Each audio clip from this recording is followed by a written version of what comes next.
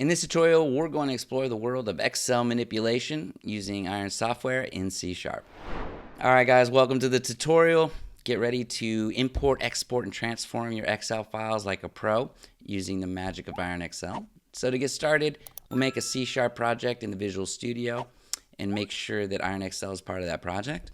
We can easily add it using the NuGet Package Manager if you haven't done so. I already have, so we're going to move forward. So let's move to our pre-written code by opening our program.cs file. So we begin by importing IronXL, and then we're using the workbook class to load an Excel file. And you just provide the file path and IronXL will do its thing. Using IronXL's intelligent data restructuring capabilities, we can now export different formats with just one line of code. So right here, we're exporting this X file in various formats: XLS, TSV, CSV, JSON, XML, and HTML. So the magic lies in the SaveAs method.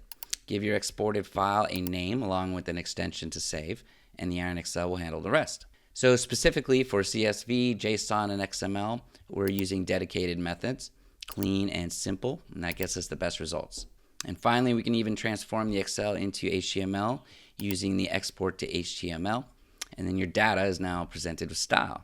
So ready to see the magic? Let's run the program and watch as IronXL crafts and transforms our Excel file into different formats. Sweet. So let's move to the folder where the files got saved.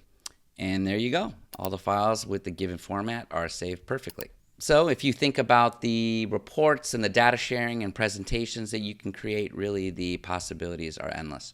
And IronXL works with interop and has more tricks and transformations to explore.